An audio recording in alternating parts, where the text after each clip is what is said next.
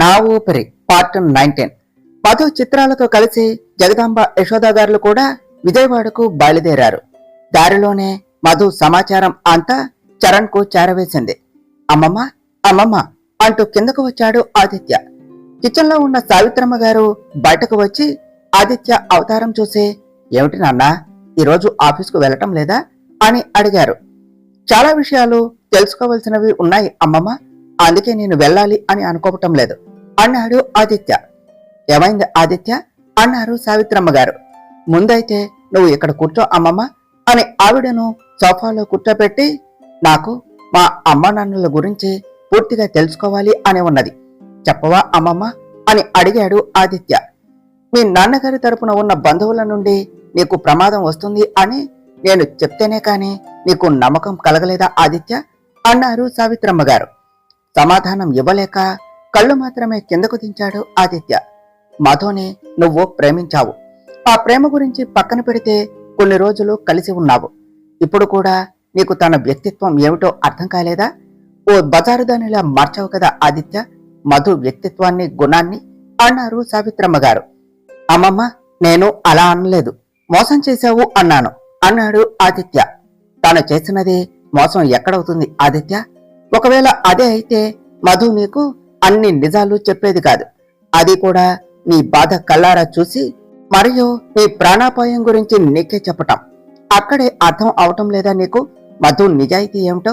తను ఏదో కావాలి అని నీ దగ్గరకు వచ్చి పడుకున్నట్టు ఎన్నిసార్లు అనలేదు ఆదిత్య నువ్వు? ఆ మాటకు అర్థం ఏమిటి అన్నారు సావిత్రమ్మ గారు ఆవేశంగా. అప్పుడంటే చెప్పలేని పరిస్థితి అమ్మమ్మ, కానీ పెళ్ళైన తర్వాత చెప్పవచ్చు కదా. చరణ్ వాళ్ళు కూడా చెప్పలేదు నాకు. పెళ్లి అయినా ఇన్ని రోజులకు చెప్పింది అంటే తన ఉద్దేశం ఏమని అర్థం చేసుకోవాలో నువ్వే చెప్పు అన్నాడు ఆదిత్య. చెన్నైలో అది అయ్యాక నువ్వు చాలా బాధపడ్డావు, నేను కాదు అనను. మరి ఆ బాధ నుండి ఎలా బయటపడ్డావు ఆదిత్య? నీ దృష్టిలో అంతా నీ మత్తు వలన జరిగినది కదా. మరి అన్ని మర్చిపోయి మధుతో అంత చనువుగా, ప్రేమగా ఎలా ఉండగలిగావు? మధు అన్నట్టుగా ఇప్పటికీ కూడా నువ్వు మధు వైపు నుండి ఆలోచించటం లేదు. ఎంతసేపు నీ బాధ, నీ వేదన గురించే. మోసం అంటూ ఆలోచిస్తున్నావు. మధు ప్రేమ నిజం, తన త్యాగం నిజం. నీ ప్రాణాలు పోతాయన్న విషయంలో అంతులేని బాధను అనుభవిస్తూ ఉన్నది. అందుకే ప్రేమించిన వ్యక్తితో అలా కలవాల్సి వచ్చింది. తననే తాను ప్రేమగా నీకు ఇచ్చింది, కానీ నువ్వు తనను తాగిన మైకంలో సొంతం చేసుకున్నావు. మరి ఇది తనని ఎంతలా కృంగదీసిందో ఒక్కసారైనా ఆలోచించలేదు. ఓ పక్క నీ కుటుంబం గురించి తెలుసుకుంటూ, మరో ప్రక్క తన బాధనంతా దిగమింగుకుంటూ నిన్ను తన దగ్గర చనువుగా ఉండేలా చేసింది అని సావిత్రమ్మ గారు అనగానే మధు ఒక్కసారి తన పేరెంట్స్ గురించి అడగటం గుర్తుకు వచ్చింది ఆదిత్యకు. మా అమ్మ నాన్న ఎవరో, ఎలా ఉంటారో మధుకు తెలుసా అమ్మమ్మ అన్నాడు ఆదిత్య. నీకు పేర్లు మాత్రమే తెలుసు ఆదిత్య, తనకు అన్నీ తెలుసు. గతం గురించి నేనే తనకు చెప్పాను, కానీ నీకు వచ్చే ప్రమాదాన్ని గుర్తించింది మాత్రం తనే. నీకు తన గురించి ఏం తెలుసు ఆదిత్య? ఏమీ తెలియదు.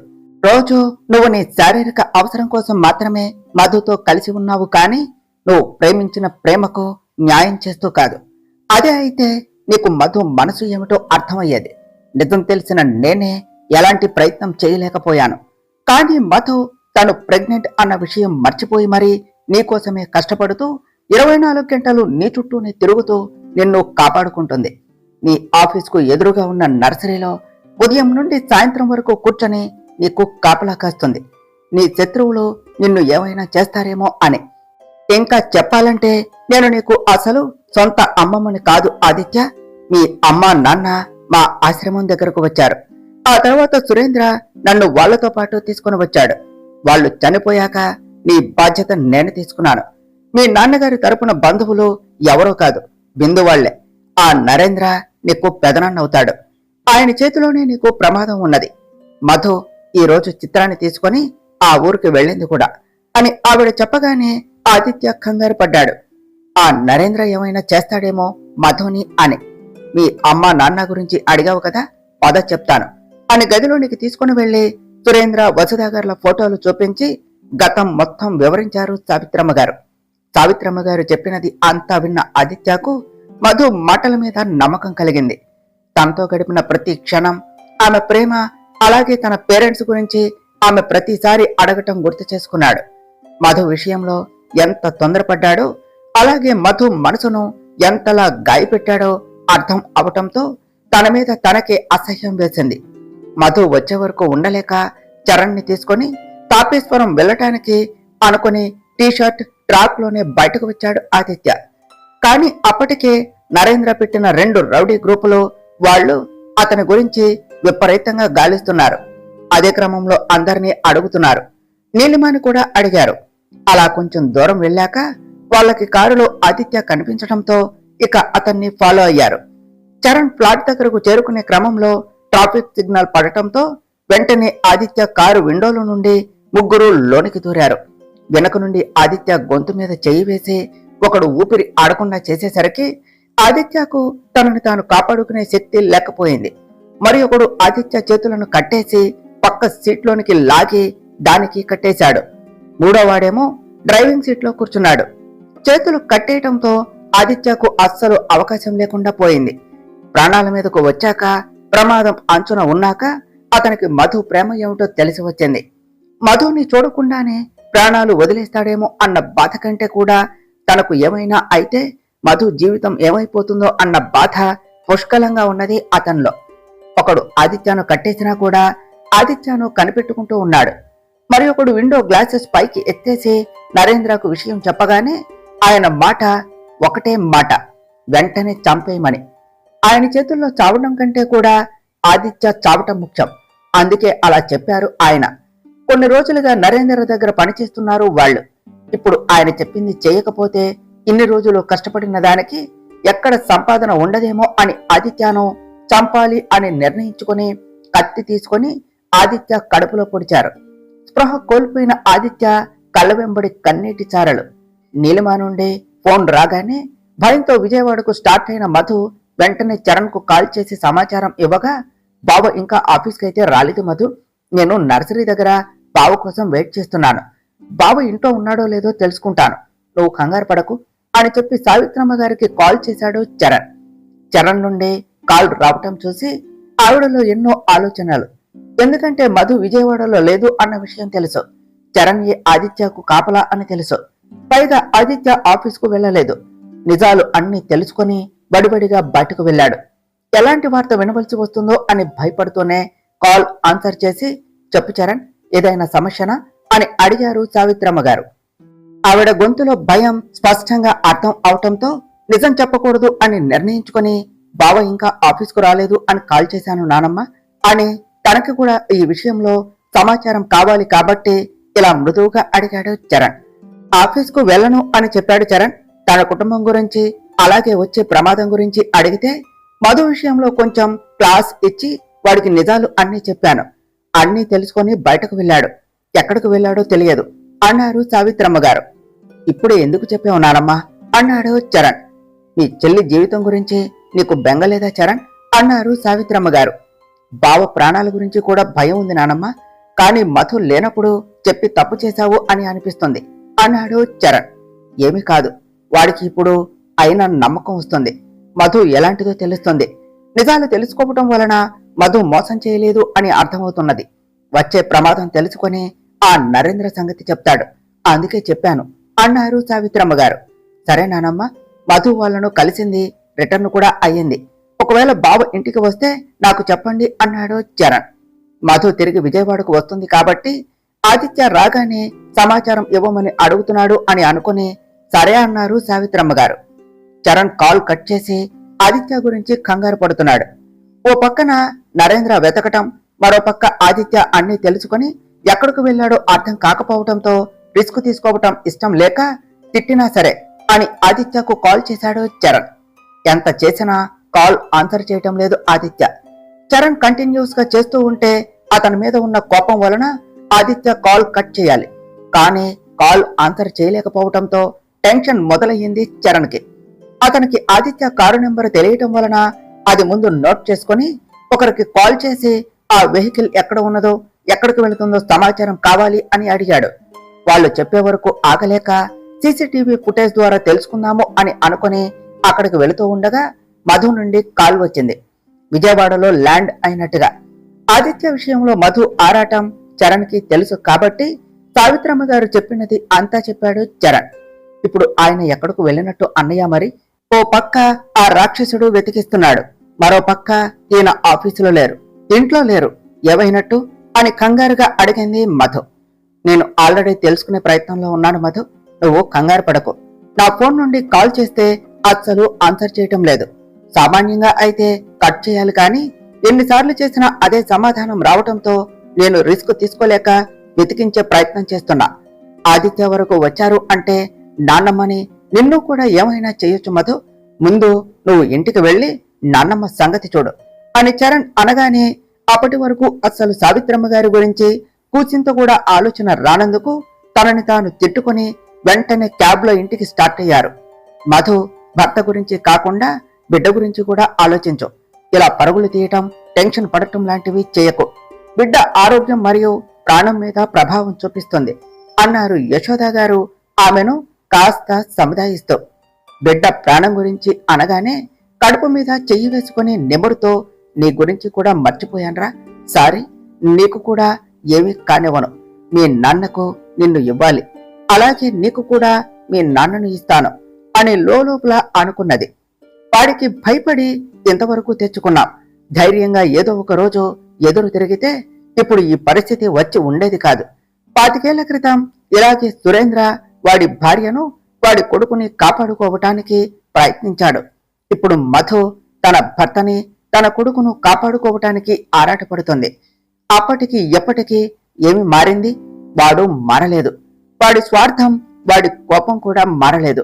కొడుకు కోసం ప్రాణాలు త్యాగం చేశాడు సురేంద్ర, వాడి భార్య. కానీ ఇప్పుడు వాడి కొడుక్కి, కోడలికి, వాడి మనవుడికి కూడా అదే పరిస్థితి వచ్చింది. ధాన్యం అమ్మటం కోసం పక్క ఊరికి వెళ్తున్నాను అని చెప్పేసి నా మనవడు ప్రాణాలు తీయాలి అని చూస్తున్నాడు. వాడు నా కొడుకు కానే కాదు. ఇప్పుడు నేను ఎదురు తిరగకపోతే నా ఇంటి వారసుడిని నేను కాపాడుకోలేను. సురేంద్రకి ఏమీ చేయలేకపోయాను. ఇప్పుడు వాడి కొడుకు ప్రాణాలు కాపాడితే సురేంద్ర సంతోషపడతాడు అని నరేంద్ర మీద ఆవేశపడుతూ ఉన్నారు జగదాంబ గారు. అందరూ కూడా ఇంటికి చేరుకున్నారు. ఆదిత్య కోసం ఎదురు చూస్తూ హాల్లోనే కూర్చున్న సావిత్రమ్మ గారు వస్తున్న నలుగురి ముఖాలలో కూడా కంగారు, బాధ స్పష్టంగా కనిపించడంతో ఏమైంది, వాడు ఏమైనా ఇబ్బంది పెట్టాడా అని వాళ్లకు ఎదురు వస్తూ అడిగారు. నానమ్మ, నేను నా అత్తింటి వాళ్లకు అన్ని నిజాలు చెప్పాను. ఆ నరేంద్ర సిటీకి వచ్చాడు. రౌడీల ద్వారా ఆదిత్య కోసం వెతికిస్తున్నాడు. నీలిమ నా చెల్లెలు అని ఆ రౌడీలకు తెలియదు కాబట్టి నీలిమ కాలేజీకు వెళుతూ ఉండగా రౌడీలు ఆదిత్య ఫోటో చూపించి అడిగారట. దేనితో నరేంద్రకి కూడా ఆదిత్య ఎవరో నిజం తెలిసిపోయింది అని అర్థమయ్యి మేము వెంటనే వచ్చేశాము అన్నదే మధు. అంటే ఇప్పుడు ఆదిత్య వాడి చేతికి చిక్కాడా? నేను చాలాసార్లు వాడికి కాల్ చేశాను మధు, అసలు ఫోన్ ఎత్తటం లేదు. ఏమైందో అని నేను ఇలా టెన్షన్ పడుతూ ఉండగానే మీరు వచ్చారు. ఇప్పుడు ఆదిత్య గురించి ఎలా మధు తెలిసేది మనకు అని కంగారుగా అడిగారు సావిత్రమ్మ గారు. చరణ్ అన్నయ్య ఆల్రెడీ అదే పనిలో ఉన్నారు నానమ్మ అని చెప్పి ఆ ఇంట్లో పనిచేసే గౌరీ పాండుల వైపు చూస్తూ, అక్క, మన వాళ్లను మన ఇంటికి తీసుకుని వెళ్ళవా? వీళ్ళ ఆచూకీ ఆ నరేంద్రకు అస్సలు తెలియకూడదు, లేకపోతే ప్రాణాలకి ప్రమాదం అంటూ ఉన్న మధు మాటలకి అడ్డవస్తూ, లేదు, మేము కూడా నీతో పాటే వస్తాము. ఆదిత్య గురించి, నీ గురించి ఆలోచిస్తూ ఇక్కడ బిక్కుబిక్కుమంటూ ఉండలేము. పైగా నిన్ను అస్సలు ఒంటరిగా పంపలేము. అప్పుడు సురేంద్రతో ఎవరూ లేరు కాబట్టి వాళ్ళు ప్రాణాలు వదలవలసి వచ్చింది. ఇప్పుడు నీతో పాటు మేము ఉన్నాము. నీ ప్రాణాలు, నీ భర్త ప్రాణాలు పోతూ ఉంటే మేము చూస్తూ ఊరుకోలేము అని సావిత్రమ్మ గారు, జగదాంబ గారు, యశోద గారు ముగ్గురు కూడా ఒకేసారి అన్నారు. వాళ్ళ బాధ అర్థం అవటంతో మధు సరే అని ఒప్పుకొని బిందుకి కాల్ చేసి ఒక్క ముక్కలో విషయం చెప్పి ఆదిత్య విషయంలో పార్తూ సహాయం కావాలి అని అడిగింది.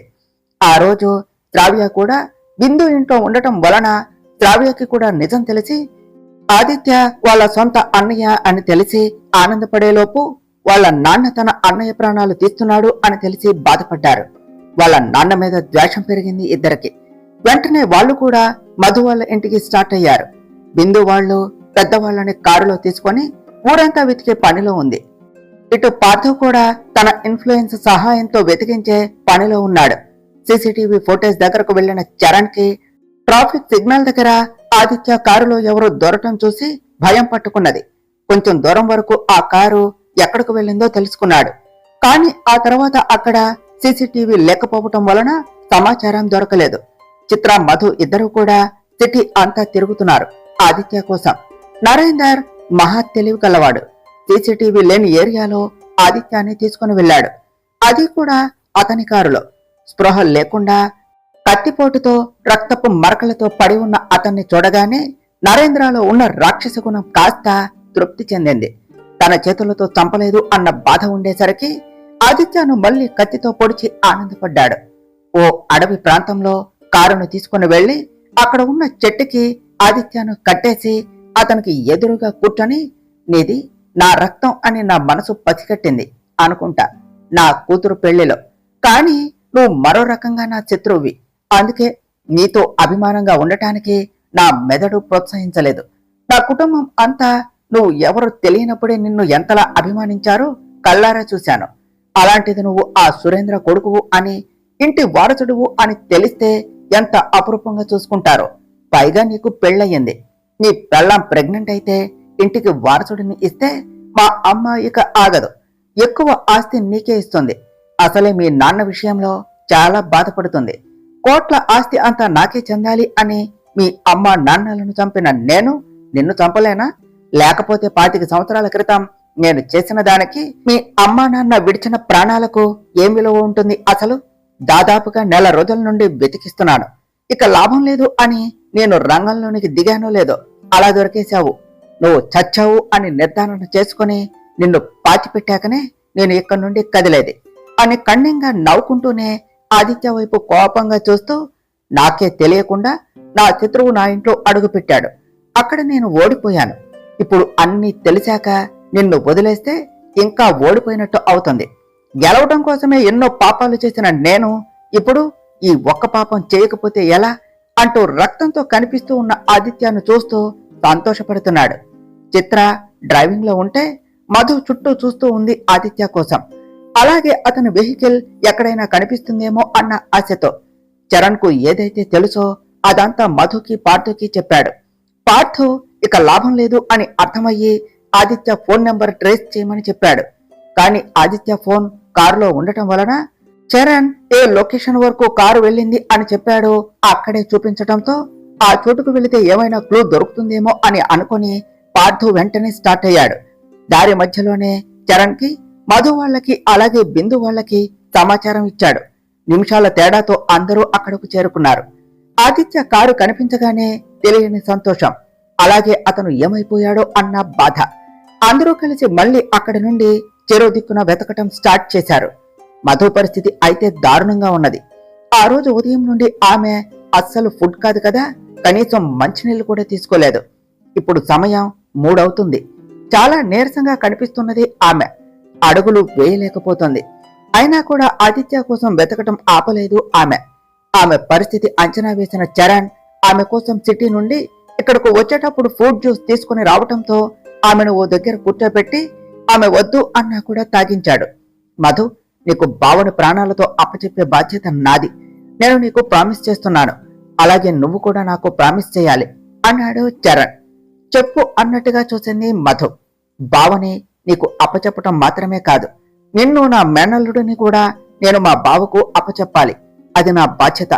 నా బాధ్యతకు నీ సహకారం చాలా అవసరం అన్నాడు చరణ్. నేనిప్పుడు నువ్వు చెప్పినట్టుగా జ్యూస్ తాగానా లేదా అన్నది మధు. తాగావు, కానీ ఎన్ని చెప్తే తాగావు? ఒకసారి నీ అవతారం ఎలా ఉందో చూసావా? టెన్షన్ ఉంటుంది.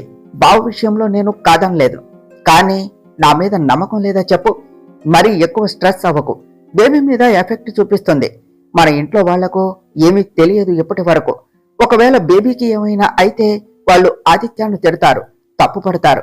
నీ నిర్లక్ష్యం వలన బావ ఎందుకు తన అత్తింటి వాళ్లతో మాటలు పడాలి? అందుకే కాస్త నా మేనల్లుడు గురించి ఆలోచించు అని మధుకి చాలా ప్రేమగా చెప్పాడు చరణ్. తన కుటుంబం గురించి, బేబీ గురించి చెప్పింది నిజమే అని అనిపించటంతో పొట్టని నిమురుకుంటూ, క్షమించరా, ఉదయం నుండి నీ ఆకలి మర్చిపోయాను అన్నది మధు. మధు మాటలు, అవతారం చూసి చరణ్, చిత్ర ఒకరినొకరు బాధగా చూసుకున్నారు. జుట్టంతా చెదిరిపోయి ముఖం మీద చెమటలతో చాలా అంటే చాలా నీరసంగా కనిపిస్తూ ఉన్నది మధు. తన పరిస్థితి ఎలా ఉన్నా కూడా ఆదిత్య విషయంలో ఆమె ఆరాటం మాత్రం తగ్గలేదు. అలాగే ఆదిత్య కోసం ఆమె పడే తపన కూడా. ఇరువురు కూడా ఆదిత్య సేఫ్ గా వాళ్ళ చేతికి దొరకాలి అని మనసులో భగవంతుని ప్రార్థించారు. ఇంతలో చరణ్ కి కాల్ వచ్చింది. అక్కడకు అంబులెన్స్ చేరింది అని ఆ కాల్ సారాంశం. అది విన్న అతను, సరే అక్కడే ఉండండి, నేను ఇప్పుడే వస్తాను అని చరణ్ అనటంతో అది విన్న మధు, ఎక్కడికన్నాయా, ఆదిత్య గురించి ఏమైనా తెలిసిందా అని ఆశగా అడిగింది. ఇంకా లేదు మధు, కానీ నువ్వు చూస్తూ ఉండు, మరికొన్ని నిమిషాలలో ఆదిత్య మనకు దొరుకుతాడు, మన కుటుంబం అంతా వెతుకుతున్నది కదా అని ఆమెకు ధైర్యం ఇచ్చాడు. మరి నువ్వు ఎక్కడికి వస్తాను అని చెప్పావు కాల్లో అని అడిగింది మధు. బావ ఆచూకీ ఇంతవరకు తెలియలేదు. నేను సీసీటీవీ ఫుటేజ్ లో చూశాను. ట్రాఫిక్ ఏరియాలో ఉన్నప్పుడు బావ వెహికల్లోనికి 3 మనుషులు దూరారు. బావ విషయంలో రిస్క్ తీసుకోలేను. మన జాగ్రత్తలో మనం ఉండాలి. ఇక్కడి నుంచి సిటీకి వెళ్ళటానికి కూడా ఎక్కువ సమయం పడుతుంది. అందుకే ముందు జాగ్రత్త కోసం అంబులెన్స్ తెప్పించాను అన్నాడు చరణ్. అంబులెన్స్ అనగానే మధుకి చిత్రాకి భయం వేసింది. ఇద్దరూ ఒకేసారి నువ్వు మా దగ్గర ఏ విషయం దాచట్లేదు కదా అని అడిగారు. వాళ్ళ ఉద్దేశం అర్థమైన అతను, నాకు బావ గురించి తెలిస్తే నేరుగా బావ దగ్గరకు వెళ్లేవాడిని, అలాగే మిమ్మల్ని కూడా తీసుకుని వెళ్లేవాడిని, అంతేకాని ఇలా అందరం కలిసి చెరో మూలన చేరి బావ కోసం వెతికే వాళ్ళం కాదు కదా అన్నాడు చరణ్. అది కూడా నిజమే అనిపించింది వాళ్లకు. చరణ్ అంబులెన్స్ వాళ్ళ దగ్గరకు వెళ్ళగా చిత్ర, మధు ఇరువురు కూడా వాళ్ళ ఫ్యామిలీకి కాల్ చేసి, ఆదిత్య మీకు ఎక్కడ కనిపించినా, అలాగే ఎలాంటి పరిస్థితుల్లో కనిపించినా వెంటనే ఇక్కడ ఉన్న అంబులెన్స్ కు తీసుకుని రండి, చరణ్ తీసుకుని వచ్చాడు అని సమాచారం ఇచ్చారు. తరువాత చరణ్, మధు, చిత్ర వాళ్ళు ఆదిత్య కోసం వెతకటం ప్రారంభించారు. అప్పటికే బిందు వాళ్ళు, సావిత్రమ్మ గారు ఆదిత్య కోసం వెతకటం ప్రారంభించటంతో కొంచెం దూరంలో వాళ్లకి 3 కార్లు కనిపించాయి. అందులో ఒక కారు నరేంద్రాది అని యశోద గారు చెప్పటంతో సావిత్రమ్మ గారు వెంటనే చరణ్ కు కాల్ చేసి సమాచారం ఇస్తే యశోద గారు, పార్థు వాళ్లకు సమాచారం ఇచ్చారు. నరేంద్ర కారు అనగానే అందరిలో కూడా భయం పెరిగింది. ఆయన ఎంత రాక్షసుడు అని అందరికీ కూడా రీసెంట్ గా తెలియటంతో ఆదిత్యకు ఏమైనా ప్రమాదం జరిగిందా అన్న అనుమానం, భయం వాళ్లలో పుష్కలంగా ఉన్నది. కొన్ని నిమిషాల తేడాతో అందరూ అక్కడకు వచ్చారు. మధుకు అయితే ఎంతకీ దుఃఖం ఆగటం లేదు. బిందు, చిత్ర ఆమెకు ఎంత ధైర్యం చెప్తున్నా కూడా ఆదిత్యను చూసే వరకు తన మనసు అస్సలు కుదుటపట్టం లేదు. నాన్నమ్మ, మీరంతా ఇక్కడే ఉండండి, నేను పార్థు వెళతాము. ఆ కార్లను చూసి చెప్పవచ్చు లోపల ఎంతమంది ఉన్నారో అని. ఒక్కరం అజాగ్రత్తగా ఉన్నా బావకి ప్రాబ్లం అవుతుంది అన్నాడు చరణ్. ఆ రాక్షసుడిని మీరు ఎదుర్కొంటారా, అంత నమ్మకం ఉన్నదా అని అడిగారు జగదాంబ గారు. మరి మిమ్మల్ని కూడా తీసుకుని వెళ్లే ఇబ్బందుల్లో పెట్టాలా అమ్మమ్మ అని చరణ్, పార్థు ఇద్దరు ఒకేసారి అన్నారు. నా ఇంటి వారసుడు మరో వారసుడి చేతిలో చిక్కినప్పుడే మేము ఇబ్బందుల్లో ఉన్నట్టు, అంతకు మించి ఇంకేం కావాలి? ఇద్దరూ కలిసి అంతమంది రౌడీలను దాటుకుని ఆదిత్య వరకు వెళ్లటం, అలాగే వాడిని దాటుకుని ఆదిత్యను తీసుకుని రావటం కష్టం. అది కాకుండా నేను జన్మలో వాడి ముఖం చూడాలి అని అనుకోవటం లేదు. ఏదైనా కూడా ఈ రోజే ఇప్పుడే తేల్చుకోవాలి. ఎలాగో సురేంద్ర విషయంలో ధైర్యం చేయలేక వాడిని పోగొట్టుకున్నాను. ఇప్పుడు అదే నా మనముడి విషయంలో కూడా చేయలేను. మేము కూడా వస్తాము అన్నారు జగదాంబ గారు. ఆవిడితో పాటు యశోద గారు, బిందు, శ్రావ్య కూడా అలాగే అనటంతో చరణ్ సావిత్రమ్మ గారి వైపు, తర్వాత మధు వైపు చూశాడు. కళ్ళతోనే వాళ్లు అనుమతి ఇవ్వటంతో అందరూ కలిసి మెల్లగా అటువైపునకు దారి తీశారు. తర్వాత ఏమి జరిగిందో నెక్స్ట్ పార్ట్లో తెలుసుకుందాం ఫ్రెండ్స్. డియర్ ఫ్రెండ్స్, మీకు గనక ఈ కథ నచ్చినట్లయితే మీ అభిప్రాయాలను కామెంట్ల రూపంలో తెలియచేయండి. ఈ వీడియోను లైక్ చేయండి, షేర్ చేయండి, మా ఛానల్ను సబ్స్క్రైబ్ చేసుకోండి ఫ్రెండ్స్. Thank you.